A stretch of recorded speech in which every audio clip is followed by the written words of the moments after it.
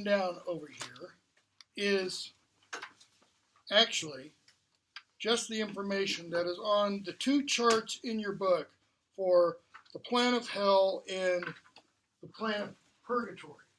So you got hell, purgatory, and I'll just real quickly go through what this says in case you can't read it. But what I want to point out is, notice how hell is flipped, essentially in purgatory. Okay? Hell, you've got outside the antechamber to hell, just as you have an antechamber to purgatory. In the antechamber to hell, you have those who are apathetic, those who don't care either way. Okay? First circle is limbo. Second circle is lust. Third, gluttony. Fourth, avarice, avaricious, and spendthrift. 5, those with wrath and melancholy. 6, heretics. And there's a gap there between, there's a break in hell, a longer space between them. And then 7th circle is divided into 3. Violence against others, against self, and against God and nature. 8th circle is deceit or fraud, and you've got the 10 pockets there, and I just didn't write them all down. And then the final circle, those who are treacherous or traitors or disloyal. Okay? And then you come down through here, you got to climb over Satan. You know, he's got his 3 heads, 3 faces, etc. You got to climb over Satan, and when you get through here, you got to go through the rest of the southern hemisphere, and you come out on the ocean. The ocean's like here, and you arrive at the shore of purgatory. Okay? Then notice what happens with purgatory. Okay? All of these treacherous are ultimately suffering from what sin? It's pride. It's pride. Well, notice the first sin that is purified, okay, in purgatory. See, the sins here are punished. The sins in purgatory aren't being punished. They're being purified. They're being cleansed. Right? It's, your translator makes a comment somewhere in the notes that I really disagree with. He says the P that is put on Dante's forehead, he has 7 of them, right? The 7 P's that are put on his forehead, he says stand for penance. They don't. They stand for peccatum, sins. Okay? As Dante progresses from here to here, once he crosses over from pride and moves up to envy, okay, that first P is erased. It's cleaned off his forehead. In other words, when people arrive here, the first sin, other than these, if they are, quote unquote, struggling with these sins, okay, if they don't have any problems with any of these first 4 in the purgatory, they go straight to the first gate. Okay? First sin that is removed is pride. Why? It's the chief of sins. It's the sin exemplified by Satan, who is down here, who said, what? I will be like God. Okay? Then what? Envy. So notice, those are the chief sins in hell. They receive the direst punishment. Okay? So in purgatory, if you are quote unquote saved and you go to purgatory, those are the what? It's the bedrock, so to speak, of purgatory. Those are the sins upon which the lower down sins are the sins upon which the higher up sins are built. That's why you get rid of pride, you get rid of envy, you get rid of anger, you get rid of sloth, and you start getting into the, my terminology, okay, the lesser sins. That is, notice in Dante's kind of conception, where's lust? It's not that important. And yet in kind of modern American, quote unquote Christian society, sins of the flesh seem to be the really, really important ones, rather than pride, anger, envy, etc. Pride, envy, anger, sloth, avarice, gluttony, etc. Up here, Where does lust get punished? Not nearly as bad as those who show malice towards others or those who are deceitful to others. Okay? Why? Because who does lust primarily affect? The individual.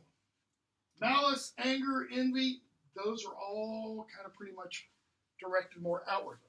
Okay? So, beginning just prior to Canto 1, what do Dante and Virgil have to do? We kind of left off with this last Thursday, Tuesday, and didn't get to discuss it all on Thursday, obviously. They've got to climb down literally over Satan. Okay? Because Satan's head is sticking up through the ice. The ice encircles him right around his waist. Okay? So they grab onto his hair and they kind of climb down to his body. They find that little hole in the ice, and what must they do at that point? Turn around. Okay? They've got to flip over. Why? This is a metaphor. Because in order to get to purgatory, what must the person do? Even if it is at the point of death, a violent death. Middle Ages, somebody runs you through with their sword, and the last thing on your lips, as we see very early on, Mary. The guy dies, and he says, Maria. He dies what? Saved, so to speak. He dies going to heaven. Ultimately. Not initially. Why? Because in the moment of death, what did he do? He did that metaphorical turn. He didn't die saying, damn you, to the other guy killing him. Or, damn you, to God. Because those people, they end up over here. Okay? So, you have this idea down here that when he turns, that when they have to turn, that's the repent. Literally just means turn around. Go the exact opposite direction. And that's what they do. Okay? Turn around, and now what does Dante start? Dante and Virgil. When they're there, keep in mind, the world looks like this. You kind of make this way. Jerusalem over here, Purgatorio over here. Actually, Jerusalem's kind of more over there. What do? They start ascending. The moment of repentance is the beginning of ascension. It's the beginning of rising up. It's the beginning of rising from death. Okay? So, Dante begins Canto 1, again, with a metaphor. To race now over better ways, my ship of mind, alive again, awake, alert, hoist sail, and leave behind its little keel the gulf that proved so cruel. The gulf that proved so cruel, that's this gulf. He's not talking necessarily, even though it fits the metaphor, a water gulf. He means this big, vast chasm, this opening. And I'll sing now about that second realm, where human spirits, what? Purge themselves from stain, becoming worthy to ascend to heaven. Notice, he doesn't say there, where human spirits are purged from sin, or where human spirits are punished for sin. Purgatory is not a penal colony. Not a prison. Right? Modern American system, it appears at least, what appears to be the number one reason for prison? Appears to be. Not supposed to be. Punishment. It's penal in nature. Okay? It is not what? Remedial. It is not designed to turn somebody away from the problems that got them there so that they can be then reintegrated into society. Even though we do have probation, we do have parole, we do have, you get sentenced for 5 to 10 years and then you come out. What's the problem within the 5 to 10 years, and I'm not meaning to get into this big, discussion about the American penal system. What is going on during that 5 to 10 years inside? What is happening to most prisoners, at least? Yeah, they're getting worse rather than better. That is, the prison's not serving kind of as a hospital to take someone who is sick to begin with and to make them better so that when they come back out, they don't repeat the same crimes. All too often, they do repeat the same crimes. So he says, we're going to talk about that second realm where what happens? Human spirits purge themselves from not sin, he says, stain. In other words, the human spirits are, without the stain, what? Pure. They've just gotten dirty. They're like white robes that have just gotten mud splattered on them. Some of them just have a few spots of mud. Others look like they've been pigs, wallowing in the mud. Those down here, if you remember from the opening canto, or cantos, I think it's in the second one. We'll talk about it. I think I've got it marked. How long do they have to stay there before they can rise from ante-purgatory? And ante just means before. Like an antechamber, like a porch that leads into a house. This is the porch of purgatory. Only it's not a nice porch with a rocking chair where you can admire the sunset and everything. How long do they stay here? For some, I think it's just the length of the human life. Some of them, it's like 10 times the length of their human life. So if they live to be 60, they're there for 600 years. And they just walk around the shore. Okay? Unless, we're going to be told, people here are offering prayers for them, which can ease their time in purgatory. Okay? So, and there's a lot in here, and I'm not going to talk about it all. There's a lot in purgatory about the stars and the zodiac and time, and simply because I don't understand it well enough, I'm just going to skip it. So I want to actually skip a bit. Somebody asks Virgil, how did you two came to be here? In line 52, Virgil says, I do not of myself come here. A lady came from heaven, and her prayers led me to help this man and be his guide. Now, what is Virgil actually saying there? Of myself. Could Virgil make it into purgatory? No, he's where? He's here in limbo. Okay. But I think Virgil means that we should extrapolate from that statement. Of myself. Myself, not Virgil. According to Dante's theology, can I make it to purgatory? No. No. Not purely of myself. What has to happen? Because of myself means without any help, without anything else. Okay?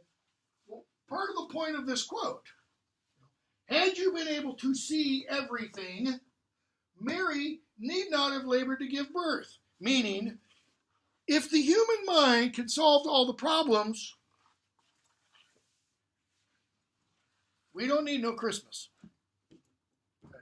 From the quote-unquote Christian point of view or Christian story. So, a lady came from heaven. Her prayers led me to help this man and be his guide. A lady? Which lady came from heaven specifically to Virgil? Beatrice, right? She literally came down from heaven and said, Virgil, there's a guy there, I want you to help. She was sent by Lucy. Why? Because she's a patron saint of sight and vision, and Dante is blind. Metaphorically, not physically. He's as blind as Oedipus is. He's as blind as Crayon is. Okay? And Lucy was sent by Mary. So when it says a lady came from heaven, You can take that to be literally Beatrice. You can take it to be metaphorically or allegorically Mary. Okay? And her prayers led me to help this man and be his guide. But since your will is that the truth be told more fully as to what we are and why, I cannot of my own will say you nay. This man has yet to see his final night, meaning the end of his life. He's not dead yet. This is why all these souls down here are amazed. What do they not see through Dante? Light. He's casting shadows. All the other souls, the light of the sun shines right through them. So, Virgil goes on, pick up at 64. I've already shown him all the damned, and mean that he should see those spirits now who in your care themselves seek purity. I'm not going to tell you about the previous trip. Too long to say how I have brought him here. But power comes down and strengthens me in this. Again, what is Virgil saying? I don't do it on my own. See, some readers take Virgil, the character of Virgil, as to suggest that Virgil is the exemplar of the power of human reason. And that Virgil, on his own, gets Dante where? All the way up to here. But he doesn't. In other words, human reason cannot attain this. What's the highest human reason unaided by divine help can get?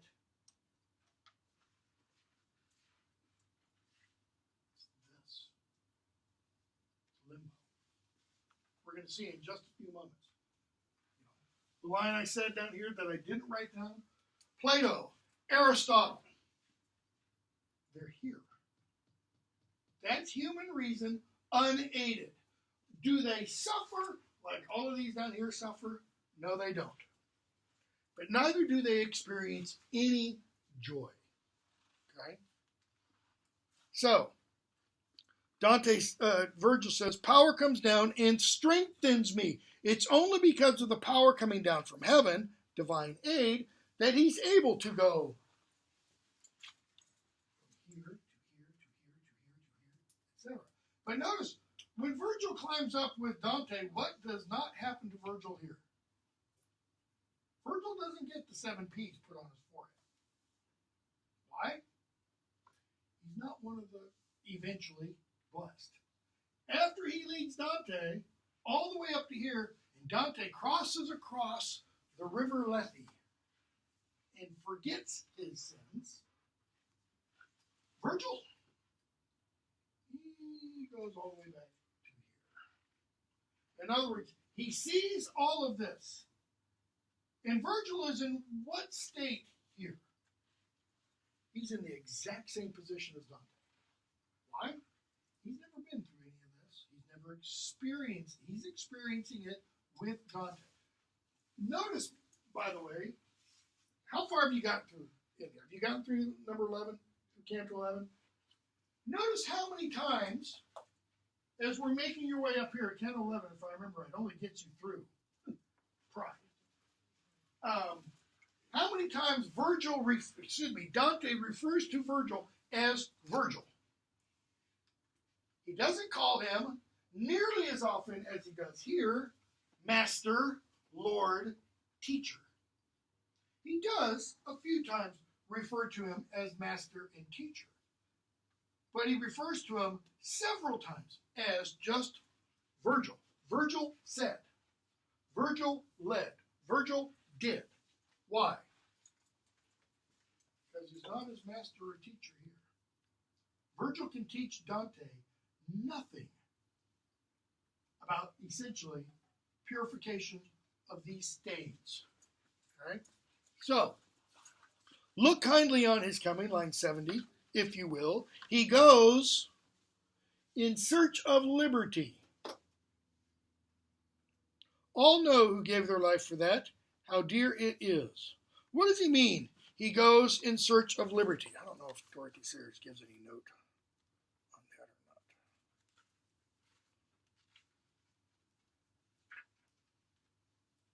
not. No, she doesn't. What kind of liberty? What kind of freedom? Because that's what liberty means. Real freedom. In other words, Dante is implying that you don't even achieve that freedom here. Real freedom is, for Dante, for his theology, real freedom is identification with God. That's it. Or, put it another way, real freedom is finally understanding and knowing what one exists for. Okay? Here, Virgil says, don't think about what. Not this part. Because this is in contrast. Okay? Content yourselves with quia, with what is, the reality of things. And your note in the back of the book says, it's in contrast to what? Why? Okay? Real freedom is this. It's knowing the why. It's what St. Paul talks about in Corinthians when he says, now we see but through a glass darkly, but then, what? We shall see as we are seen. We shall know as we are known. We shall see face to face. We will understand, he is saying, everything. We won't be, this. Right? So true liberty is that freedom that Paul talks about in relation to Christ and such. Okay? So Virgil goes on and talks with the various people that we meet here. And we're not going to talk about the individuals, just as, even as we were, the little bit of Inferno we actually discussed, we didn't talk about specific individuals. There will be some specific individuals that we will point to. Okay?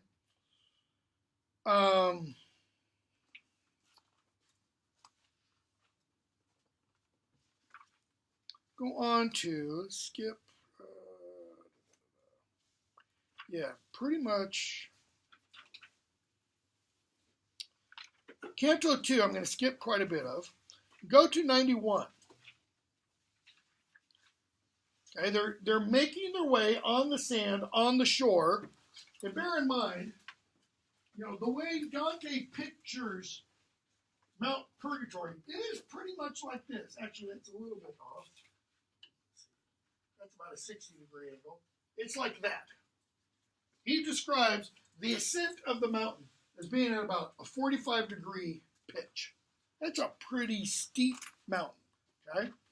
When Dante went down into the Inferno, what direction did he take all the time? He always went left. And then they'd go down, and then they'd go left. As he goes up Purgatory, they go to the right. And then they go, and sometimes they jog a little bit left, but then they go back up the right. What's he doing? He's making his way around the mountain. All right? So line 91. They stop, speak to another soul. And the soul says, line 88, as first in mortal flesh I loved you well, so freed, that is, freed of mortal flesh, I love you now. And so I stop. But you, why go through here? The soul seems to be asking Dante, what are you doing here? Casella, my own. Here's why Dante says he's taking this course now. I take this course to come once more where I have now arrived. What does he mean?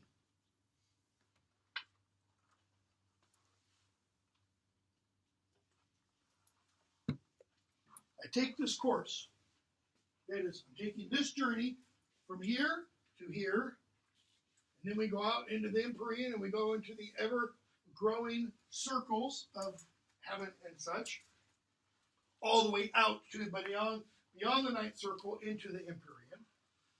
He says, I take this course now. Why? So that I will do it again. So why now? Why later? How's he doing it now? It's metaphor. Okay? Is he actually, as he goes through here, is he actually removing each of these sins from himself? No, this is what? This is all preparation. For he rises to the top, he goes off into heaven, he sees what's called the celestial vision, the beatific vision, he sees God in all his glory, and then what happens? He wakes up, where? Back in Italy in 1301, and he has to what? Then he has to live another 20 or 30 years. The point is, I've seen this. No, the real point is, I've seen this. I don't want this. So, I take this course now. Why? So I can do it again later. I do this now, meaning what? He does this now. He repents now. Why?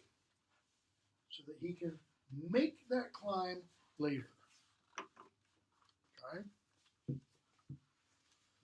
Let's go on to Canto 3. Again, we've only got 6 more days left. We've got this and Purgatorio, so we got to move fast. So, Canto 3. Let's see here.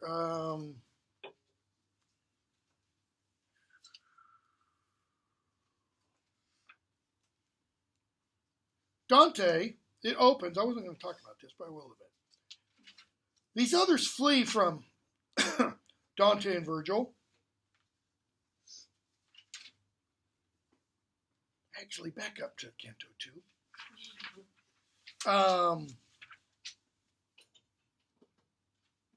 Line.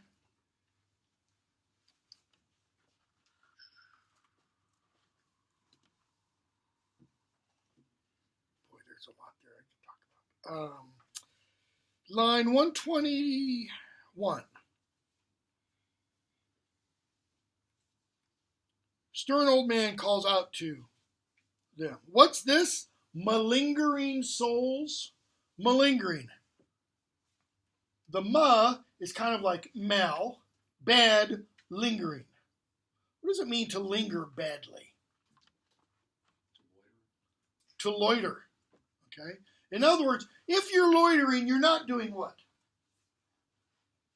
If you're lingering badly, you're not doing what? You're not doing whatever it is that needs to be done. If you're loitering outside a store, you're not shopping. Okay? You're not doing what the store is there for. So, what's this? Malingering souls? That is, souls that are not doing what? Rising. Souls that are not ascending. Souls that are not going to God. What's this neglect? This simply standing here. In other words, you're in purgatory. What you getting a move on? Okay? Virgil in a moment, actually not in a moment, in several cantos, is going to say to Dante, you know, she's waiting for you. Beatrice is up here. She's at the top of the mountain. Dante's going to go, well, let's go then. All right, I'm ready. I'm resting. Let's move. Okay? It's like he needs that little spur. So, what's this neglect? Is simply standing here. Go, run towards the mountain. Shed that skin which won't let God be manifest to you. The speaker's saying, die.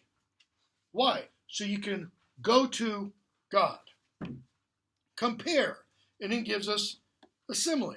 When doves, when gleaning grain or weeds, flock all together at their feeding place, with none of their habitual pride, at peace, if something they are fearful of appears, Then suddenly they'll leave that bait behind, assailed by greater worries as they are. In other words, they're sitting there, they're pecking at the ground, eating stuff. They're all fine, they're in peace, they're in harmony. But when something, a cat, approaches, boom, they scatter. Notice, they don't wait. In that same way, I saw that fresh new band break off their song and flee towards the cliff, as people do, not knowing where they'll end. Our own departure wasn't much less swift.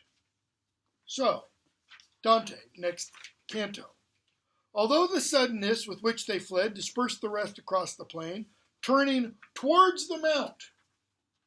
Notice, they've moved a little bit closer to the mount, where justice probes. I drew the closer to my trusted friend.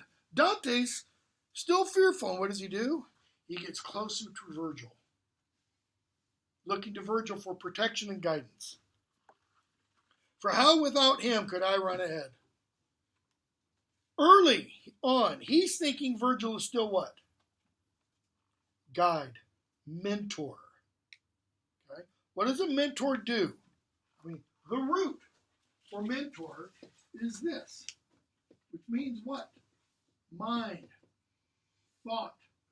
A mentor is one who encourages that, one who builds that up, one who leads that on to where it ought to go. Only problem is, Virgil can't lead Dante's mind on to where it ought to go. Not here. Not on his own he can't. But he, it seemed, was gnawed by self-reproach, such dignity of conscience clear and clean, bitten so keenly by so slight a fault. What's the fault? Well, Virgil knows what about purgatory and himself? He doesn't belong. This isn't really something he can teach Dante about. So, Dante says, I gave my sight to meet the rising ground. Notice it's not a flat plain before the mountain. It's all rising. Okay? Higher than all that banks towards the skies, the sun flared behind us, brilliant red. He says, I turned around to one side, fearing I'd been abandoned there. He suddenly thinks Virgil's gone. Seeing ahead of me alone, the earth was dark with shade. And he, my strength, swung straight round to say, why so dismayed and faithless? Dismayed, lack of hope, faithless. Don't you know that I am with you and still guide your steps? Okay. Does that mean Virgil alone in his earthly wisdom? No. Don't you know I am with you and still guide your steps? Virgil as the one sent from heaven. Okay? Skipping a little bit, Dante says, line 34, it's madness if we hope that rational minds, this is the beginning of this quote, it's madness if we hope that rational minds should ever follow to its end the road that one true being in three persons takes. What's he talking about? Doctrine of the Trinity. See, it's this idea that he raises that is brought up in contrast to this idea. Okay? Look at what he said again. It's madness to hope that rational minds can understand how one true being in three persons takes. Father, Son, Holy Spirit, one Godhead. Explain that rationally. That's what Dante means. It cannot rationally be understood. Within the Orthodox Church, that's called a mystery. It's not an Agatha Christie mystery. Because an Agatha Christie mystery is actually what? It's a whodunit. It's solvable. A true mystery cannot be resolved. Okay? Christmas, the incarnation. Explain, Dante would say, how he who made the universe can be contained in a 7-pound, 19-ounce baby boy. Wrap your head around that one for a while. You know. It can't be understood. So it's taken on what? Faith. Well, what did he just call him? Dismayed and faithless. Why? I think Virgil's trying to say, Dante, you're trying to do what with all this? Understand it. You're trying to rationally understand everything. That's this. You don't have to understand and know the why of everything. Okay? Content yourselves with quia, humankind. That is, the things that are, not why things are. Had you been able to see everything, that is, had you understood everything, then Mary wouldn't have needed to give birth. You saw the fruitless yearning of those men who might have had that yearning satisfied. Who's the you? Humankind, and specifically Dante. Because Dante has seen all the way back here. He saw Plato, Socrates, and Aristotle. Okay? And he saw where their fruitless yearning got them. Why fruitless? Because it didn't bear fruit. Did they ultimately end off any better? Well, they're in limbo. Okay? But they're not where they ought to be, according to what Dante is suggesting is the purpose of human existence. Unification with God. You saw the fruitless yearning of those men who might have had that yearning satisfied, now given them eternally to mourn. That is, they can mourn eternally over what? That yearning, that searching out wisdom. Plato, and Aristotle, and many more. And he bows his head, remaining darkly troubled. Okay? This is Virgil talking. Well, who else is included? And the many more with them. It's like Virgil holding a mirror up to himself and going, just, damn, I was such a fool. Though Virgil, Socrates, Plato, Aristotle don't have what? Or didn't have available to them. What? Why are they in limbo? Christ hadn't lived. They didn't have that knowledge. So at least Dante, puts them where they're not tortured. Whereas the medieval Catholic Church didn't necessarily, a lot of people take, oh yeah, this is the Catholic view of hell. This is Dante's fiction of hell. The Catholic Church didn't necessarily say, oh, poor little unbaptized babies, they get to be up here in limbo. No. The medieval Catholic Church said they go to hell. Hell was just all one big place. Okay? That's one of the things that for a 21st century audience, says, well, that's kind of repellent, That's a rather disgusting idea. The early church didn't necessarily teach that, by the way. That's part of the accretion of doctrine over the years. Okay, let's skip a little bit more. Go on to 73. If there are passages I'm skipping that you noted, had questions about, by all means, ask. Okay? Because I'm sure there probably are.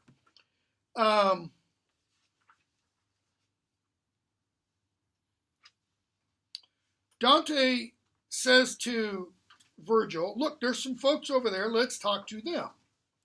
And line 73, they go over to those people. Dante says, about 1,000 steps. Virgil says, they're clinging to this massive hard rock. Virgil says, you chosen ones who met your end so well. Chosen ones. What does he mean? Well, if you know the derivation for the word church, in Latin, ecclesia, what does it mean? Those who are called out. They are the chosen ones. Okay? You chosen ones who met your end so well. How so well? I mean, they're after all here, right? They're not here, and they're not immediately in heaven. Some die and go immediately to heaven. Those who were called quote-unquote, saints while they lived on earth. Like Francis of Assisi. Dante would have said, no, he bypassed purgatory. He just straight to heaven. Mary, straight to heaven. The apostles, straight to heaven. Okay?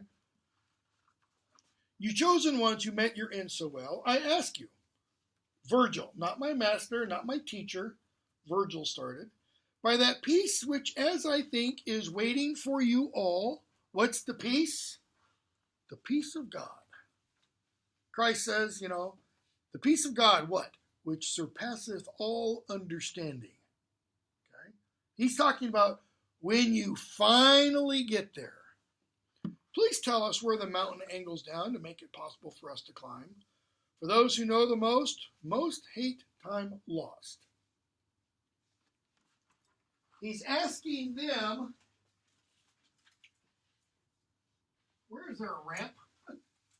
So that we can start? Why?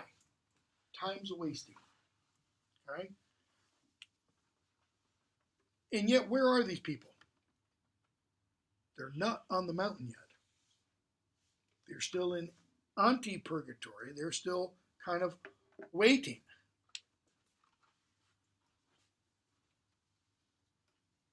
So, they meet and talk with some of them. They meet with Manfred, emperor at one point. He talks about, who he is and what he's done and such. In line 121, he addresses why he is where he is.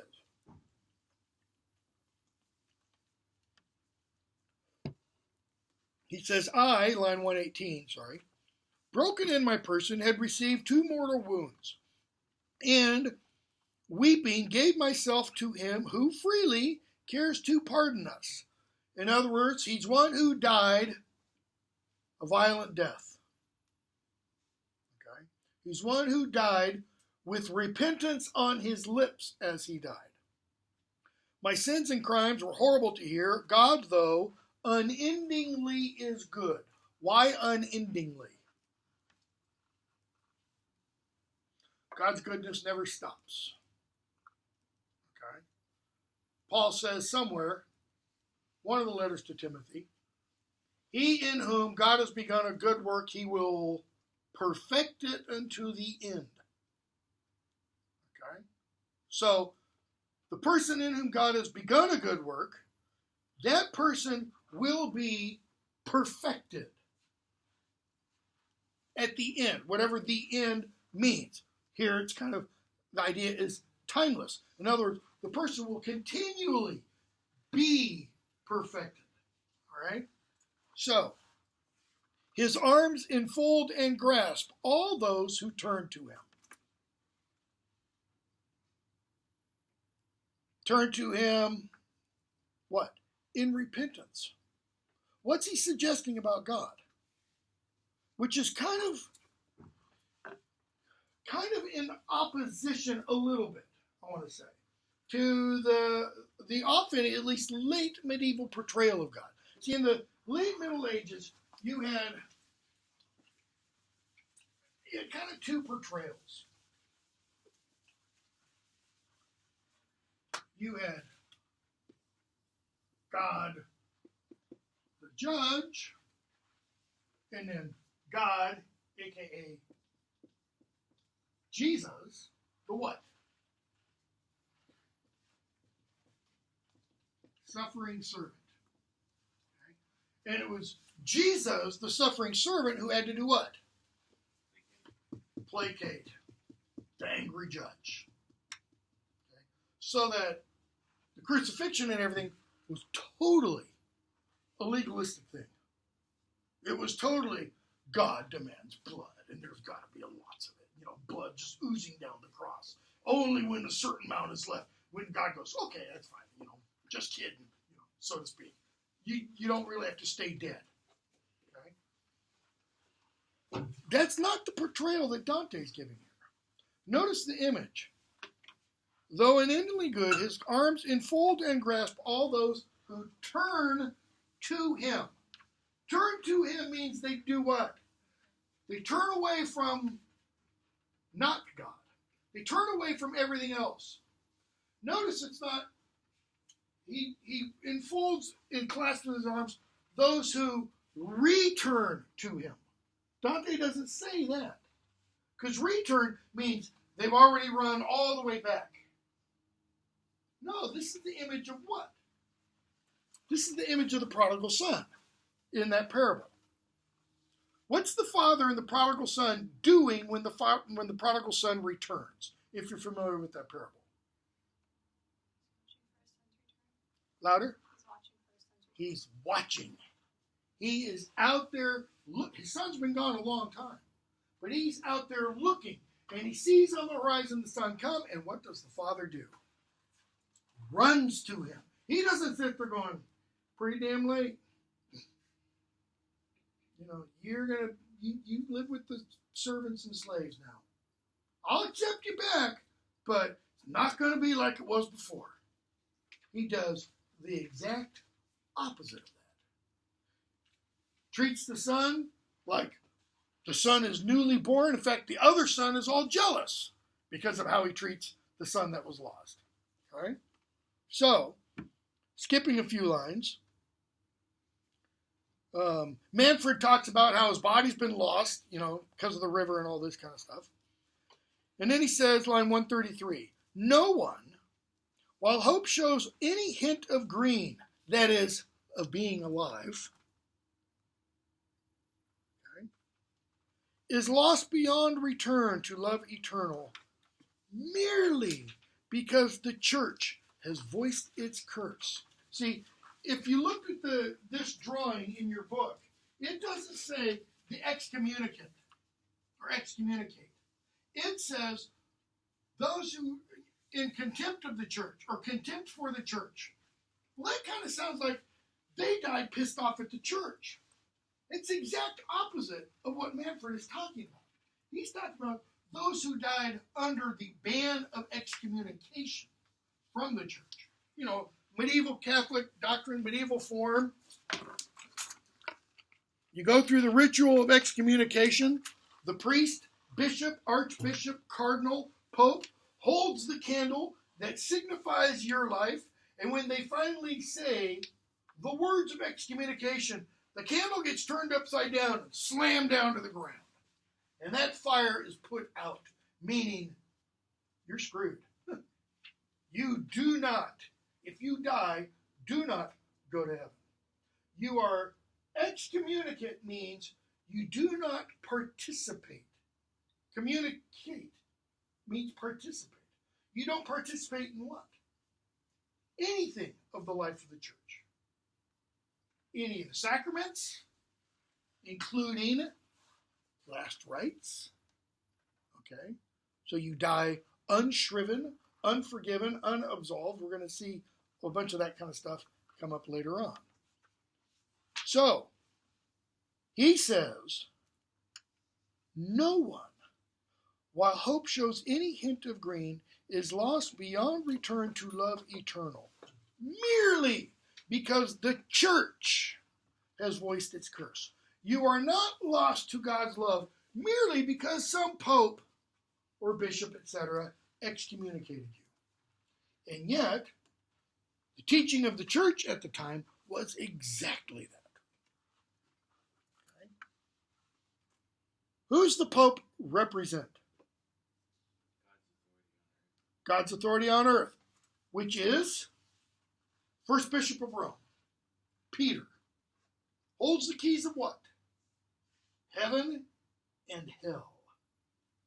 If the Pope says, locked out, locked out. Opened up, should do that the other hand. Locked out, heaven, opened up to heaven, then you're in. Okay? But Manfred doesn't stop there. He's not saying, screw the church. You can go off and find Jesus on your own. Go walk through a redwood forest and go, ooh, you know. Not what he's saying. It is, however, true that those who die, although repentant in contempt of church, are bound to stay outside this mountain wall some 30 times the span of years that they presumed to stand apart. That is, it's not 30 times your lifetime. It's 30 times the number of years you were banned. 30 times the number of years you lived as an excommunicant. The implication is that at the very least, on the person's deathbed, they repent. So that while they might not physically have the Pope or a member of the clergy readmit them, they are because of the sincerity of their heart and such. Notice, 30 times the number of years you lived excommunicant. What? If this decree is not made shorter by good works of prayer. That's not prayer here. That's prayer by those on earth praying for the person in purgatory. Okay? So, theoretically, Dante leaves purgatory, leaves Paradiso, goes back to Italy, and starts to spread the word. Manfred's in purgatory. Pray for him. People pray. Okay. The idea is, then it's not that his time served is reduced. It's that the prayers are efficacious for what? For removing the stain. The prayers become like extra scrubbing in the bath. Okay? To get the really deep stain out. Okay? Now see if you can bring me happiness, he says, revealing to my constant that you've seen where I am now and understood this ban. For here we greatly gain from those down there. Those down there on earth. So he says, go, tell Constance, and he told us who Constance was, his grandmother, okay? Canto 4. When through enjoyment, or indeed through pain, which takes possession of some inner strength, the soul is gathered up round that alone, it can't, it seems, pay heed to other powers. What? What is he talking about? Well, think of those two options he gives us. Enjoyment, pain. What's he saying happens when we are in an experience of joy or pain? Kind of tends to do what?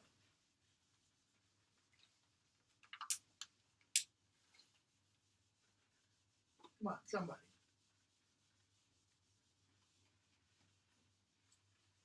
Those are the ultimates of each Okay. emotion. Those are each side. Okay. What else?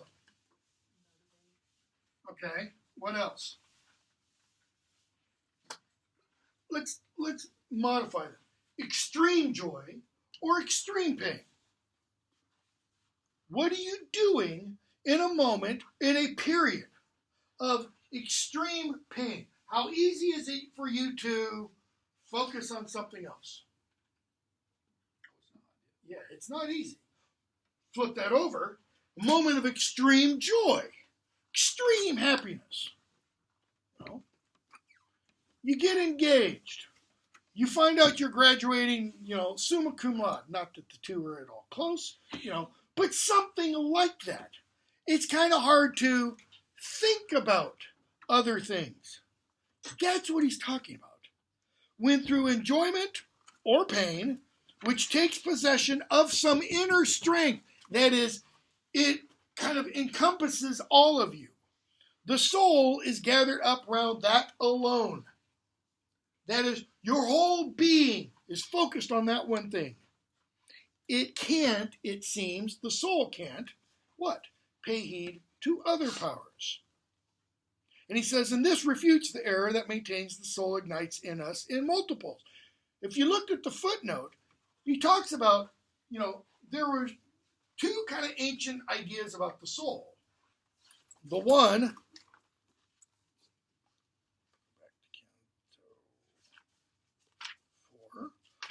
is that the soul is made up of three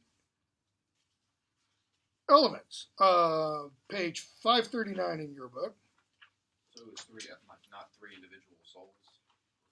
No, it's like three aspects of the soul. Okay? For Plato says there were three souls that govern the activities of the human being: the vegetative, the animal, and the rational, ascending in such a way that the rational could assert its superiority over and transcend its lower counterparts. Aristotle said, nope, one soul, but it possesses three distinct functions pertaining to the activities of growth and instinct, okay, in which animals are involved, as are plants and animals, as well as the activities of reason, which are unique to the human being. Okay? Growth, instinct, those are the vegetative and the animal, and then the rational. Okay? But Plato said kind of three separate souls, so to speak. Aristotle, no, but there are different aspects of a single soul. Okay? So Dante goes on and says, when something, therefore, that is heard or seen holds in its thrall the lower act of soul, the animal or the instinctual, okay, time passes by and we don't notice it. You know, you're enjoying a really good book. Maybe not this one. But something for you that's a really good book. And what? You seem to lose all sense of time. You are doing something that is very pleasurable or enjoyable, and it's like you lose all sense of time. Okay? For these are different powers. The one that hears, the one residing in the total soul, he says the first, let's say, is bound, the other free. Okay? And he says, here's my own experience of this. Because I heard this spirit marveling at his words, and now the sun, although I had not seen, had risen fully 5 times 10 degrees. That is, it had risen 50 degrees. When we arrived, where all these souls as one cried out to us, it's here what you demand. That is, the little cleft, the road that leads up the mountain. What's Dante saying? I didn't realize we were talking to Manfred that long.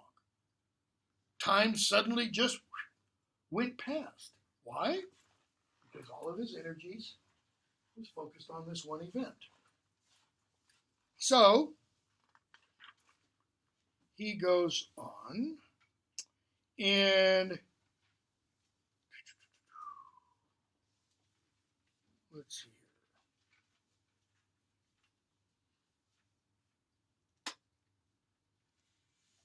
here. Pick up with line 40. He tells us how high the mountain is, kind of. The summit was so high it conquered sight. He's standing there at the foot of the mountain. He leans back because it's 45 degrees, and he can't see the summit. It's beyond sight.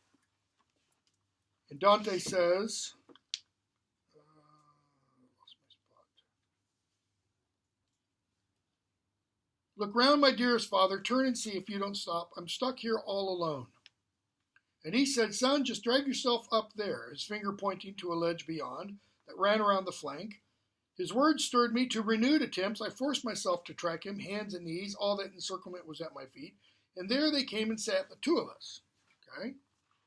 And now he looks down on the shores below. And we're told, line 58, the poet noticed that I stood struck dumb, so stupefied to see light's chariot process between us. And he talks about the movement of the sun and time and the zodiac and all that, which I'm going to skip. And pick up with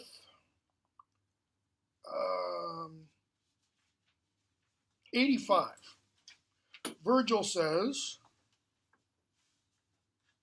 Dante says, if you please, I'd really like to know how far we've yet to travel. In other words, Where's the end point? This slope climbs higher by far than eyes of mine can go. And he, line 88, this mountain is by nature such that down below the start is always hard, yet hurts far less the more one rises up. That is, for those that were down in the anti-purgatory, once they get from there onto the shoulders of the mountain, it gets a little bit easier. And once they get up to the first level, the first P, pride, and make their way past that one, it gets a little easier.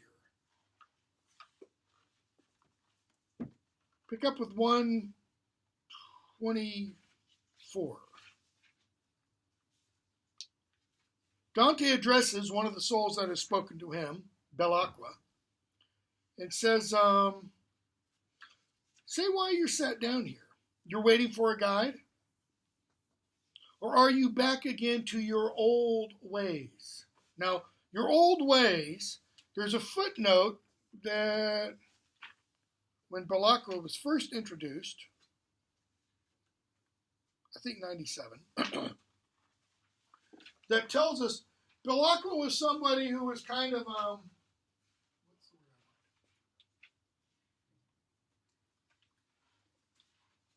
dilatory in his actions. He was like me when I was a student. He was a famous procrastinator. Put it off to the end. That's why Dante says, are you back to your old ways? Brother, he said, what point in going up? God's angel sitting at the gate up there would not admit me to the penances. In other words, he's saying, I tried, but that's not really accurate. It's not that he tried. It's every soul that dies that is going to be admitted to purgatory automatically goes to the first angel. Okay? The angel at the first P. So if you had that thing here again, so you've got the purgatory like this. This is the shore. Kind of looks like a witch hat. And then up here, you've kind of got the first P. They go to this angel. And this angel kind of plays the role of Minos in hell. Okay? It tells you where you go. Now, most start with the first P, but some don't. And it says what? To Belacqua. You go back down. In other words, you don't get a start at the first P. He says, the heavens must circle first around me here the length of time they did around my life. Why? Since I delayed good size until my end. That is, he waited for what? The phrase I had written over here. Negligent towards salvation. Like, I'm young. I've still got plenty of time to repent. I don't need to repent now. Christ did a parable about that. Unless before that prayer has brought me aid, rising on high from hearts that live in grace. Hearts that live in grace, that can be understood two ways. Either those still alive on earth who are in grace, or prayers of those in heaven. So he's saying, I've got to, walk this circuit for the time that I lived on earth, unless, and there's always an unless in purgatory, unless the prayers of those down below or the prayers of those up above speed the time. What else, since heaven won't hear, is any use? Heaven won't hear what? Him. Now. Why? Too late. He had his chance. When? Down on earth. But he was what? Negligent toward his salvation. He said, I don't need to hurry. Why become a quote-unquote good Christian now when I can have, I'll say from his perspective, wine, women, and song as much as I want? He's been referred to in here, and the notes have referred to him, Constantine the Great, who made Christianity legal. Okay?